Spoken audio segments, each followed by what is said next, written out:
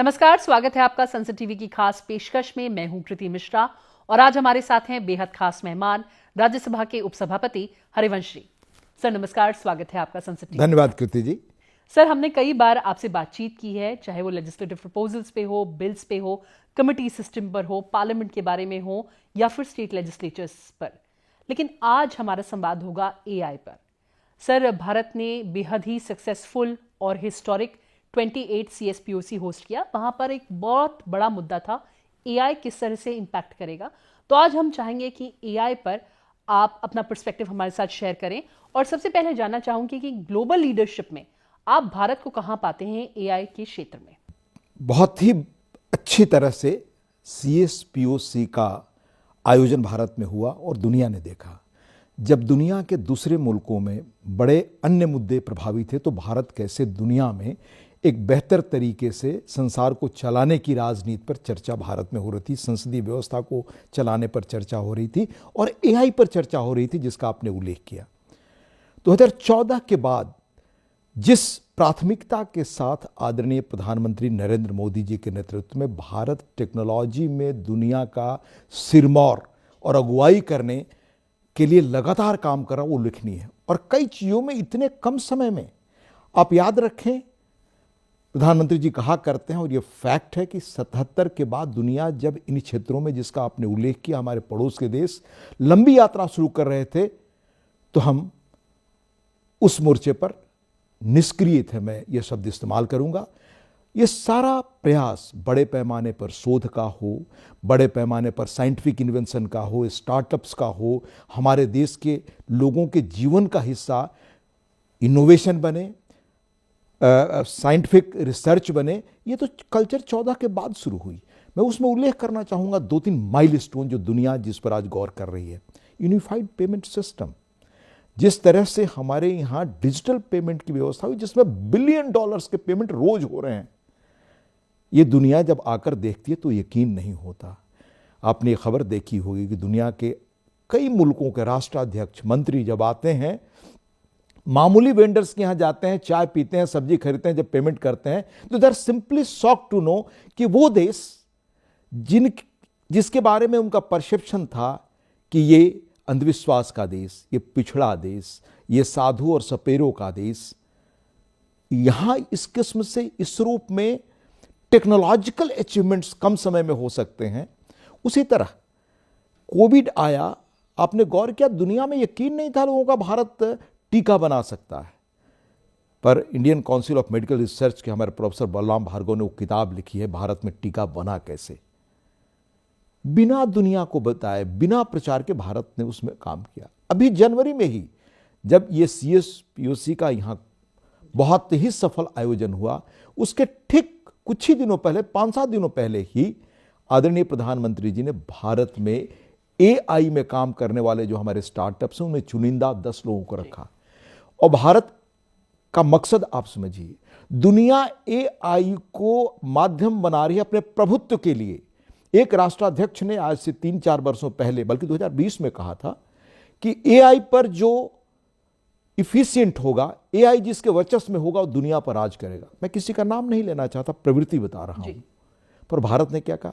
भारत के प्रधानमंत्री ने हमारे AI के जो डिफरेंट सेक्टर्स में काम करके इनोवेटर्स हैं, उनके साथ मीटिंग की तो कहा इंक्लूसिव AI के लिए हम काम कर रहे हैं। यानी दुनिया के जो ऐसे लोग हैं, सामान्य लोग हैं, उनके जीवन को बेहतर बनाने के लिए, हम अपने गवर्नेंस को श्रेष्ठ बनाने के लिए हम AI का कैसे इस्तेमाल कर सकें, भारत के प्रधानमंत्री ने इस पर चर्चा की। तो भारत AI में भी दुनिया के लिए रहनुमाई करेगा, कर रहा है, और उसने रास्ता दिखा दिया है। एक अलग रास्ता है कि दुनिया के लोग AI बनाना चाहते हैं अपना वर्चस्व बनाने के लिए। भारत अपने AI का इस्तेमाल, इंक्लूसिव AI, दुनिया के जो ऐसे मुल्क हैं, खास तौर से जो हम कहते हैं ग्लोबल साउथ के कंट्री, जिनको हमने मुफ्त वैक्सीन दिया। जब वैक्सीन देने के नाम पर देशों की सॉवरजिनिटी को दुनिया की बड़ी दवा कंपनियां उनको गिरवी रखना चाहती थीं, तब भारत ने मुफ्त वैक्सीन दिए। तो भारत ने आज AI के क्षेत्र में शायद पहला मुल्क है जिसने आवाज दी इंक्लूसिव AI, और उस पर हम बड़े पैमाने पर, जैसा मैंने कहा, कि सभी क्षेत्रों में हम बड़े काम कर रहे हैं। लेकिन सर, दुनिया में एक दूसरा एस्पेक्ट भी है एआई का, ethical use of AI, accountable use of AI. उस पूरी बहस को आप किस तरह से देखते हैं? क्योंकि हमने देखा है कि कई इंस्टेंसेस पर इसका मिसयूज भी हुआ है, तो एथिकल यूज आगे कैसे बढ़ेगा? अभी डोवाल जी ने हमारे देश की यंग प्रोफेशनल्स को संबोधित करते हुए बड़ी रिमार्केबल बात कहा टेक्नोलॉजी में हमें रहनुमाई करनी है दुनिया की, और कई चीजों में हम कर रहे हैं। तो टेक्नोलॉजी के रूप में एआई इतना बड़ा इन्वेंशन है जिसको माना जा रहा है कि आग और बिजली के बाद ये तीसरा बड़ा इन्वेंशन है जिससे हम बच नहीं सकते। पर जो सवाल आपने उठाया वो बड़ा प्रासंगिक है, और खास तौर से यहाँ CSPOC राष्ट्रमंडल देशों के जो अध्यक्ष है उसमें हमारे विधायिका में किस रूप में इसका इस्तेमाल हो, इस पर चर्चा हुई। और ये सवाल भी उठा जो आप कह रही हैं। विधायिका सदन में बोला गया हर शब्द प्रमाणिक है, ऑथेंटिक है। वहां जो निर्णय होते हैं वो संविधान के दायरे में उनका डिसीजन होता है, उस संविधान की उस पर मुहर है। यहां की बहस प्रामाणिकता के आधार पे है, तथ्यों के आधार पे है। यहां कुछ भी आर्टिफिशियल नहीं है कृति जी। पार्लियामेंट के लिए आर्टिफिशियल इंटेलिजेंस, यहां कुछ आर्टिफिशियल है ही नहीं, तो ये उस रूप में लागू ही नहीं हो सकता। ये मेरी निजी दृष्टि है जी। पार्लियामेंट के लिए आर्टिफिशियल रियल इंटेलिजेंस चाहिए जी। अब जो आर्टिफिशियल इंटेलिजेंस है, इसके बारे में एक चीज और मैं कहना चाहूंगा। फ्यूचर शॉक, एल्विन टॉफलर ने बहुत पहले किताब लिखी 1980 वगैरह के आसपास। उसमें उनका एक बड़ा सुंदर कोट था। इस कोट की चर्चा पहले भी मैंने की है, पर इसमें बहुत प्रासंगिक है। 21वीं शताब्दी के इलिटरेट कौन होंगे? वो इलिटरेट नहीं होंगे जो पढ़ना लिखना नहीं जानते। पहले मेरे यहाँ इलिटरेट होने की परिभाषा थी कि जो लिख नहीं सकता, पढ़ नहीं सकता। कहते कि नहीं, बहुत पढ़े लिखे लोग होंगे 21वीं सदी में, पर अगर अपने समय, बदलते समय के साथ की चीजों के साथ वो तालमेल नहीं रख सकते, अगर वो लर्न अनलर्न नहीं कर सकते पुरानी चीजों को, यानी पुराने को अनलर्न करें और नए को लर्न करें, तो 21वीं शताब्दी के वो इलिटरेट होंगे। तो मैं इलिटरेट ना रहूं, इसलिए थोड़ा समझने की कोशिश करता हूं। पर फैक्ट यही है कि इस टेक्नोलॉजी से हमें तालमेल विधायिका को भी बैठाना होगा, हमारे हर एक पार्षद तक, यानी 3 टायर जो हमारी सिस्टम है वहां तक हमें सबको इसके बारे में जानना चाहिए। इसमें इसकी रहनुमाई विधायिका को करनी चाहिए। सरकार के पहले विधायिका लोगों के पास पहुंचती है, उस पर मैं चर्चा आपसे करूंगा।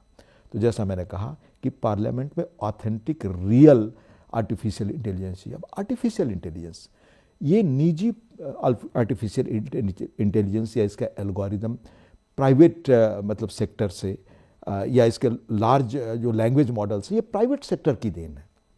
बहुत अच्छी चीज़ है, इसका बहुत अच्छा उपयोग हो सकता है, पर हमको हमारी परिस्थितियों में हमें उपयोग करना पड़ेगा। उनकी बनाई हुई चीज़ को हम अपने यहाँ उसी रूप में ले लें, ये संभव ही नहीं है। टेक्नोलॉजी को हम देखें तो 2 तरह से हमें देखना चाहिए। पहला, इस टेक्नोलॉजी स्किल है मेरी दृष्टि में। जैसे मैं कंप्यूटर नहीं जानता हूं, सीखा उसको, अपने स्किल को डेवलप की, लेकिन उसके पीछे मेरा नॉलेज है चीजों को समझने की। तो विधायिका का अपना एक डोमेन है, विधायिका की अपनी एक ज्ञान संपदा है, हमारी परंपरा है। हमारे संविधान में जो चीजें बहस हुई हैं वो एक लंबे, हमारे हजारों हजार वर्ष की परंपराओं के संदर्भ में वो चीजें विकसित हुई और लोगों ने देखा। तो जब तक उससे संबंधित महत्वपूर्ण डाटा हमारे उस आर्टिफिशियल इंटेलिजेंस जिसे आप कहते हैं उस एल्गोरिदम में उनका प्रभुत्व नहीं होगा, तब तक हम सही चीजें नहीं दे सकते। CSPOC इसमें चर्चा हुई, कई लोगों ने बहुत सुंदर इस पर बोला। अल्बानिया में एक डिजिटल असिस्टेंट के रूप में डेलिया नाम की एक टूल को डेवलप किया गया AI से। इसका काम क्या था? पब्लिक ग्रीवांस को अटेंड करना। दूसरा था कि पब्लिक सर्विसेज में जो सेवाएं हैं उनको इफिशिएंट बनाना। खरीद जो सरकार की होती है उस करप्शन को कैसे हम रोक सकते हैं, और लोगों से संवाद करना। इस तरह के काम उसको डेलीगेट किए गए कृति जी, और वो इतना इफिशिएंट रहा, इतना बेहतर रहा कि 2025 में एक चमत्कार जैसा हो गया। प्रपोजल आया कि इसको मंत्री बना दिया जाए। अच्छा। और जब मंत्री बनाने का प्रपोजल आया तो लोगों ने देखा ये तो डेलिया एक एल्गोरिदम है। तो एक मशीन मंत्री बने, ये प्रस्ताव आ गया।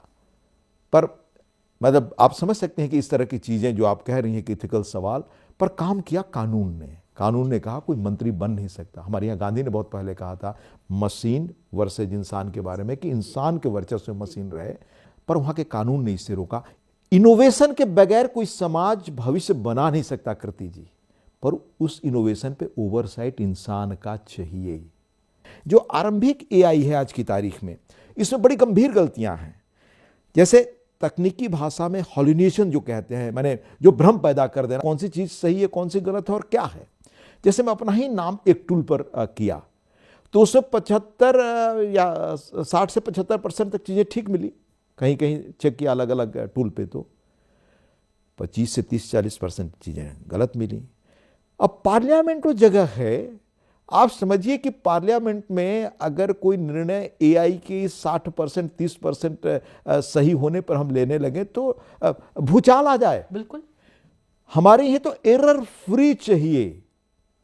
सर मैं यही सवाल करना चाह रही थी आपसे कि parliament embodiment of people, will of people, इसमें आप किस तरह का यूज देखते हो, ना सिर्फ पार्लियामेंट बल्कि स्टेट लेजिस्लेचर्स में भी। जब मैं बात करूंगा पूरी विधायिका की, बल्कि तो मैं और नीचे ले जा रहा हूं, मतलब हमारे पंचायतों तक, हमारे म्युनिसिपल कॉरपोरेशन तक जी, उन सब तक किए जाए। और जैसे हम अपने परिवेश में इसको ढालना चाहते हैं, वैसे गवर्नेंस में भी, वैसे बाकी जगहों पर भी इसका कैसे उपयोग हो सकता है, शायद इससे एक चर्चा से कोई संकेत मिले। अब मैं आपको बताऊं, जैसे एआई कैसे एक सांसद के रूप में, एक पॉलिटिक्स में होने वाले इंसान के रूप में मुझे मदद कर सकता है, मैंने समझना शुरू किया। तो सबसे पहला जो उसका पक्ष हो क्रिएटिव वो है।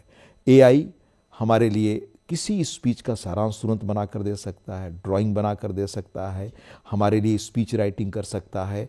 माने एआई का जो क्रिएटिव ये पक्ष है, उससे हमें हमारी ज़रूरतों के अनुसार जिसमें घंटों हम समय लगाते, वो तुरंत हमें प्रोवाइड कर सकता है। ये उसकी बहुत वो है। दूसरा, जिस रूप में मतलब एक तरह से कहें कम्युनिकेशन के रूप में हम एआई से बात कर सकते हैं, कन्वर्सेशनल ब्रांच, उससे उसके चैट बोर्ड से हम सवाल पूछ सकते हैं, वो जवाब हमको मिल सकता है। और ये सारे जवाब अगर फिजिकली हम ढूंढते तो कृति जी काफ़ी समय लगता।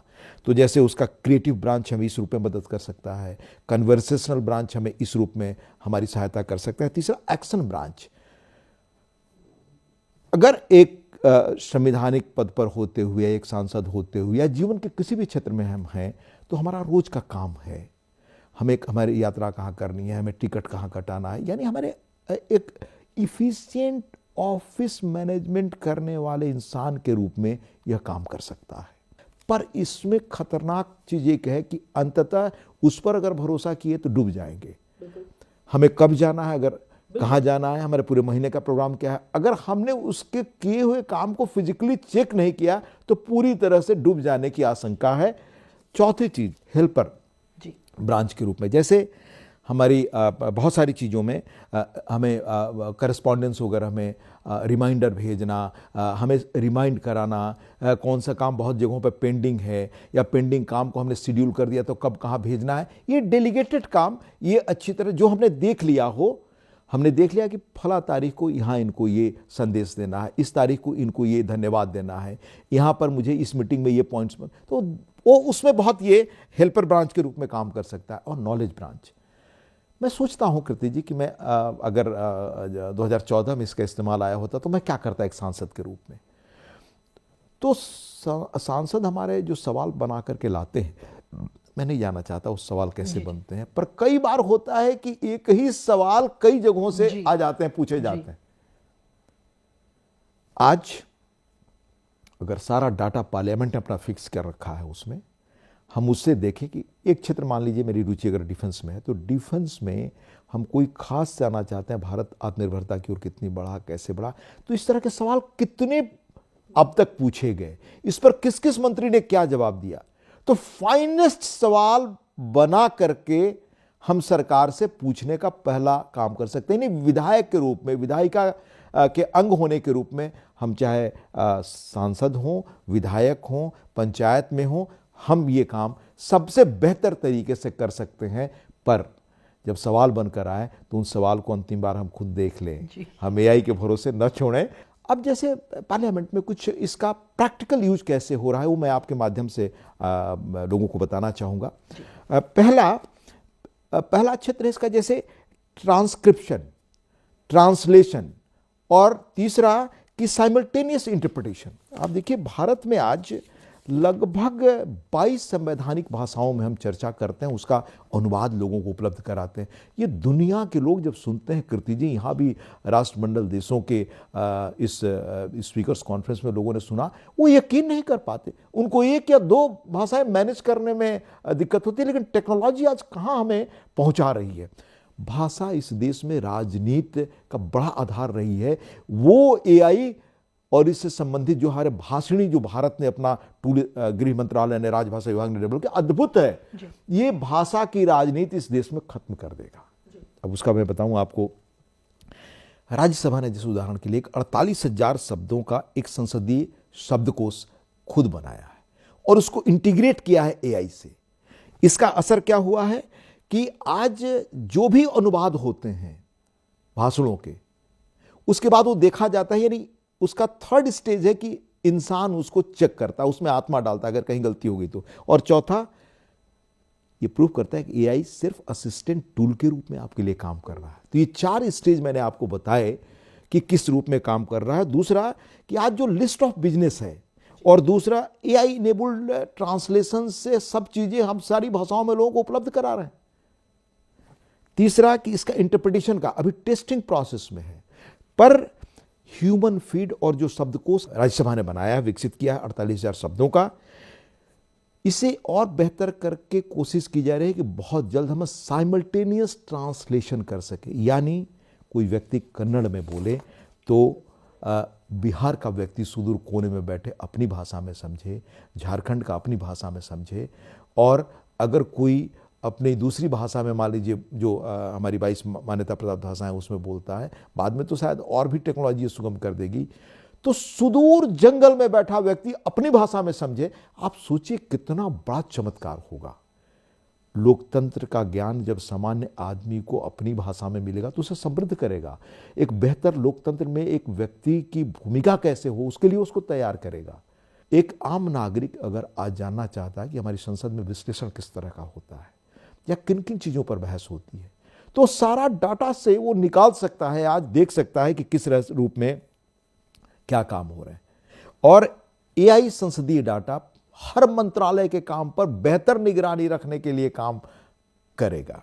ह्यूमन ओवरसाइट, यानी मैं बार बार कह रहा हूं, मानव निगरानी के अंतर्गत एआई का काम, जो गांधी ने भी हमारे यहां कहा था, मशीन नहीं इंसान उसका प्रभुत्व दे। तो पश्चिम का जो ये मशीन एआई टूल, ये बड़ा आविष्कार है। इसको हम अपने परिवेश में अपनी जरूरतों के अनुसार कैसे ढाल सके, तो एक रूप में कह सकते हैं कि एआई हमें कुछ करना है तो पहला ड्राफ्ट देता है, लेकिन ये जो भी इंसान चाहे इसका अनुवाद कर रहा हो या हम इससे जो सवाल पूछना चाहते हैं, तो इसमें आत्मा हम डालते हैं। हम लगातार विकसित भारत के गोल की बात कर रहे हैं। आपने पार्लियामेंट में यूज बताया एआई का। विकसित भारत जो हमारा विजन है, हमारा सपना है 2047 तक, उसमें आप एआई का रूप कहाँ देखते हैं, उसकी कितनी उपयोगिता देखते हैं? बहुत पहले मैं लगभग 2-3 साल हो गए, एक पुस्तक पढ़ी थी, मैं नाम याद नहीं कर रहा हूँ, कोई मिस्टर नीलकंठन थे।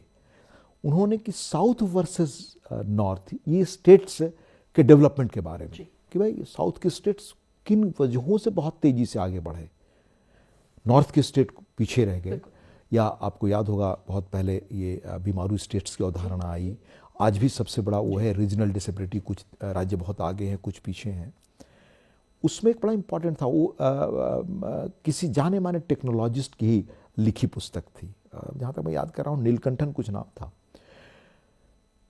कहा कि एआई वो अवसर देता है कृति जी, कि मान लीजिए उदाहरण के लिए ए राज्य आज की तारीख में बी राज्य प्रोग्रेस के जिस स्टेज पे खड़ा है वहाँ पहुँचने में एआई को लगता है 40 वर्ष भी लगेगा बी के पास पहुँचने में। पर एक्सपर्ट्स कह रहे हैं कि एआई आपको इनेबल कर सकता है कि वो 40 वर्ष की यात्रा 5 या 10 वर्षों में पूरा कर सकते हैं। ये मेडिसिन में, इलाज में, एजुकेशन में, गवर्नेंस में, ये इस ढंग का काम करेगा जिसकी कल्पना नहीं की जा सकती।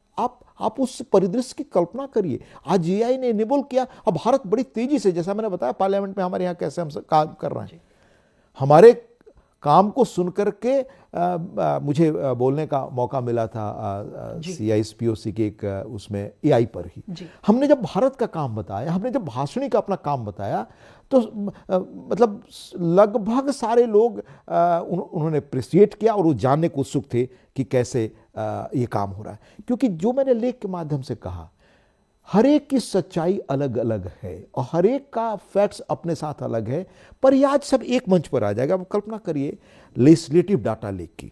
आप देखते हैं कि सारे दस्तावेज, रिपोर्ट, जो रिपोर्ट लिंक होती है, चाहे पार्लियामेंट में होती हो, चाहे विधायिका में होती हो, ये सारे मतलब सरकार के मुहर लगे हुए, गवर्नमेंट ऑफ इंडिया के ये प्रमाणिक दस्तावेज हैं। पर अगर आप इनको एक साथ लाना चाहते हैं, ऑडिट रिपोर्ट सब कुछ, पर अगर आज ढूंढना चाहे तो अलग अलग मंचों पर हैं। कब कितने ऑडिट रिपोर्ट्स आए, कब कितने किस मंत्रालय ने अपने पेपर ले किए और किस चीज पर ले किया, अगर ढूंढना चाहे तो आपको मैंने आप you can not even imagine and think it is possible. पर अगर वो रोज ये सारी चीजें हम एआई लेजिस्लेटिव डाटा लेक तैयार कर दें, पूरे देश में आज तक ये यूनिफाइड एआई पार्लियामेंट्री इंटरफेस पर ला दें, तो पूरे देश में आज तक कितने पेपर ले हुए, किस चीज़ के बारे में कब ले हुए, ये सब संभव हो गया। साइंस फिक्शन में नहीं कह रहा हूँ, हमारे आर्काइव्स में सब चीज़ें अलग अलग मौजूद हैं। इनको एक जगह लाकर संवैधानिक जनादेश जो पहले से मौजूद है, एक जगह हमें लाना है और एक साथ लाने वाला प्लेटफॉर्म आज मौजूद है। हमें चाहिए कि पंचायतों तक, हमें चाहिए कि हमारे विधायिका तक, हम विधायिका के लोग, हर चीज सरकार तो अपना काम कर रही है, हम ये मनोबल बनाए। आज एआई क्या कर सकता है कृति जी, सबसे पहला काम विधायिका से जुड़े लोगों का है कि इतना बड़ा परिवर्तन आपके दरवाजे पर आहट दे रहा है, पर इसके उपयोग के लिए सावधानी क्या चाहिए और हमें करना क्या है। अगर इस तरह का लेजिस्लेटिव डाटा लेक हम बना सकते हैं तो हमारे ओवरसाइट को, निगरानी के तौर तरीकों को, हमारे काम करने के तौर तरीके को, हमारे गवर्नेंस की क्वालिटी को अद्भुत रूप से बेहतर करेगा। आपने देखा प्रधानमंत्री जी ने आकर के वो गति शक्ति मंत्रालय बनाया ना जी। उसका मकसद उन्होंने रखा कि एक प्रोजेक्ट हम 25 वर्ष पहले सरकारों ने, एक जब वो सत्ता में आया तो मुझे याद है 52 का एक प्रोजेक्ट उन्होंने हिमाचल का, अगर मैं गलत नहीं हूँ तो उसका लोकार्पण किया, और 14 के बाद उन्होंने सारे पुराने प्रोजेक्ट्स को वो किया, उसका लोकार्पण और उसको पूरा करने की सारी कोशिश उन्होंने की, और जो बचे रह गए होंगे वो कर रहे होंगे अलग अलग विभाग। पर एक अगर योजना बनती है तो समयबद्ध अगर हम उसको पूरा नहीं करते हैं तो उस पर कितना व्यय सरकार का और लोगों का जाता है, उसके बारे में पहली बार 14 के बाद ये सरकार सचेत हुई। अभी कुछ दिनों पहले, कुछ महीने पहले आदरणीय राष्ट्रपति जी ने हमारे जो सांसद स्वैच्छिक रूप से एआई के जो कोर्सेज, भारत सरकार ने अनेक कोर्सेज बना रखे हैं, उन कोर्सेज से हमारे जो सांसदों ने पहल करके खुद सीखा, उनको पुरस्कार किया। लगभग 15 सांसदों को उन्होंने पुरस्कृत किया जो एआई से अपने को इक्विप कर रहे हैं। तो एआई से हमारे नागरिक खुद को किस तरह से समृद्ध करें, समझे, उनको बड़ा बेसिक कोर्स हमारे देश ने, बड़े बेसिक मॉडल्स हमारी सरकार की ओर से ये अनेक प्लेटफॉर्म पर उपलब्ध कराए गए हैं। और प्रधानमंत्री जी हमेशा कहते हैं कि तकनीक जो है हाशिए पर खड़े नागरिक को कैसे मिल सके, इसका हो। हमारे देश में एआई के जो जोहो के फाउंडर हैं, उनका बड़ा दिलचस्प, बेम्बू जी का एक बयान पढ़ रहा था, कैसे एआई क्षेत्र में स्वदेशी रूप से हम नए ढंग से काम कर रहे हैं। उसमें मेरे लिए भी एक नई सूचना ये थी कि एआई के संचालन के लिए एनवीडिया जो कंपनी है, दुनिया की सबसे प्रतिष्ठित कंपनियों में, वो चिप्स उपलब्ध कराती है, और भारत को सिर्फ 50,000 चिप्स मिलते हैं कृति जी। चिप्स का कोटा है, जबकि ओपन एआई को और ग्रोक को लाखों चिप्स हैं। आपके पास अपार पैसे हों, पैसे से आप नहीं खरीद सकते उसको। तो बड़ा अच्छा उन्होंने कहा कि भाई हमें स्वदेशीकरण की तरफ कैसे तेजी से बढ़ना, और भारत यही कर रहा है। 14 के बाद सारी चीज़ों में स्वदेशी और आत्मनिर्भरता की हम कैसे बढ़ें, उसमें उन्होंने 2 डाटा दिया जो मुझे बड़ा अपीलिंग लगा। ये काम लेकिन करने के लिए हम हमारे गांव के प्रधानों से लेकर विधायकों से लेकर हम संसद में रहे लोगों को इसकी अगुवाई करनी पड़ेगी। हम सरकार से अपेक्षा क्यों करें? क्योंकि विधायिका का काम है जनमत बनाना। हम जनता के ज़्यादा करीब चुन करके आते हैं, तो हमारा दायित्व ये है कि हम करें। इससे हमारी व्यवस्था को, सरकार को बहुत सहयोग मिलेगा कि हम दुनिया में जो काम 14 के बाद हो रहा है, जो काम 77 से होना चाहिए था, उसमें जो हम पीछे छूट गए हैं, हम वो शायद गति प्राप्त कर सके। इसमें विधायिका की भी बड़ी अहम भूमिका है। और एआई का एक और मैं उल्लेख आपको करूं, जैसे कई बार होता है कि मैं किसी चीज़ पे काम कर रहा हूं, तो अपने किसी साथ काम करने वाले व्यक्ति को कहा कि इस चीज़ को बहुत अच्छी तरह टाइप करें, इसको इस तरह रूप में करें। एक बार बड़ा दिलचस्प प्रकरण हुआ कि एक व्यक्ति जिनसे मैं इस तरह का काम लेता था, उन्होंने कहा, मैंने कहा कि ये टाइप आपने कर दिया? तो उन्होंने कहा कि सर मुझे तो ये देखने का मौका ही नहीं मिला, क्योंकि इतनी चीज़ें टाइप करता हूं कि क्या कर रहा हूं ये याद ही नहीं है जी। तो जो ये काम की थकान है, इसका उत्तर है एआई जी। कहते हैं हर समाज में एक निगेटिव फोर्स होता है, वो बात करते हैं कि एआई आएगा तो नौकरी चली जाएगी। जी। मिकेंजी जैसी बड़ी कंपनी ने, उसकी रिपोर्ट में आपको कोट कर रहा हूं, कहा कि नहीं, नौकरियों के स्वरूप बदल जाएंगे, कुछ नौकरियां ऑटोमेटेड हो जाएंगी, पर नौकरियों के इतने अधिक अवसर आएंगे, आपको अपना रीस्किलिंग करना पड़ेगा जी। आपको अपने को नए ढंग से उस काम के लिए ढालना होगा। जैसे मैंने कहा कि बहुत सारी जगहों पर एआई अगर क्षमता आपको विकसित कर देगा, पर उसमें इंसान की निगरानी चाहिए। ये भारत कर रहा है। जैसे मान लीजिए एजी की रिपोर्ट संसद में आती है, ये इन्वायरमेंट पे कोई रिपोर्ट आती है, उसको 100-200 पन्नों से हम एसेंस पढ़ना चाहें, हमको तुरंत मिल सकता है।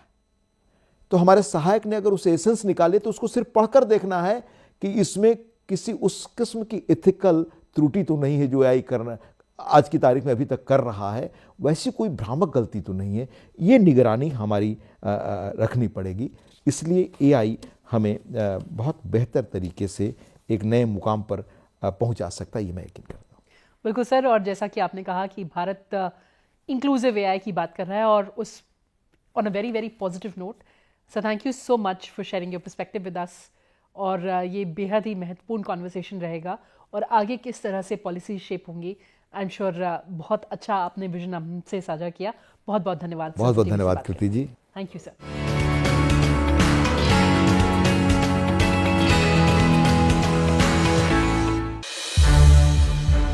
संसद टीवी के और भी प्रोग्राम्स देखने के लिए सब्सक्राइब करें हमारा YouTube चैनल, और हाँ, इन्हें लाइक और शेयर करना ना भूलें।